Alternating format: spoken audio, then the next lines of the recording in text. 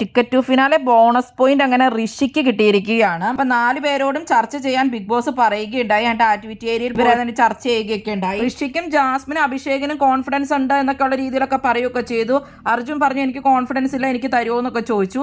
അപ്പൊ ഋഷി പറഞ്ഞു നിനക്ക് കോൺഫിഡൻസ് ഉണ്ട്, നീ അങ്ങനെ ഒരു ഗെയിം കളിക്കണമെന്നൊക്കെ ഉള്ള രീതിയിൽ പറയുകയുണ്ടായി. കളിച്ചിട്ട് ചുമ്മാ ഓസിന് എന്തിനാണ് ഒരാൾക്ക് കൊടുക്കണേ എന്നൊക്കെ ഉള്ള രീതിയിൽ ഋഷി അവിടെ സംസാരിക്കുകയുണ്ടായിരുന്നു. അപ്പൊ അർജുൻ പറഞ്ഞു ആരായാലും ഓസിന് കളിച്ചതെന്നൊക്കെ അർജുൻ ചോദിക്കുകയുണ്ടായി. എല്ലാവരും എഫേർട്ട് ഇട്ടാണ് കളിച്ചതെന്ന് അപ്പൊ ജാസ്മിനും അർജുനൊക്കെ പറയുകയുണ്ടായി ഋഷിയോട്. അത് കഴിഞ്ഞിട്ട് അപ്പൊ പ്രയോറിറ്റി വെച്ച് പറയാൻ പറഞ്ഞപ്പോ അർജുൻ കഴിഞ്ഞ് കഴിഞ്ഞാൽ പിന്നെ ജാസ്മിന് കൊടുക്കുന്നു പറഞ്ഞു. അഭിഷേക് ആണെങ്കിൽ അഭിഷേക് കഴിഞ്ഞാൽ ഋഷിക്ക് കൊടുക്കുന്നു പറഞ്ഞു. ഋഷി ആരുടെയും പേരൊന്നും പറഞ്ഞില്ല, ആരെ സപ്പോർട്ട് ചെയ്ത് പറഞ്ഞില്ല. ഋഷിക്ക് തന്നെ വേണം എന്നുള്ള രീതിയിലായിരുന്നു ഋഷി നിന്നിട്ടുണ്ടായിരുന്നത്. 3 മിനിറ്റ് കൂടെ ടൈം ഉള്ളൂ ബിഗ് ബോസ് പറയുകയുണ്ടായി. അപ്പൊ വെറുതെ ഇത് കളയണ്ട, ആരെങ്കിലും ഒരാൾ യൂസ് ചെയ്യട്ടെ എന്നുള്ള രീതിയിൽ ജാസ്മിൻ സ്റ്റെപ്പ് ബാക്ക് ചെയ്യുകയാണെന്ന് ജാസ്മിൻ പറഞ്ഞു. അർജുനും പറഞ്ഞു ജാസ്മിൻ മാറിയെങ്കിൽ ഞാൻ ഋഷീനെ പറയുന്നു എന്ന് പറഞ്ഞു. അങ്ങനെ അപ്പൊ അഭിഷേകും ഋഷീനെ സപ്പോർട്ട് ചെയ്തു, പിന്നെ ജാസ്മിനും ഋഷീനെ സപ്പോർട്ട് ചെയ്തു.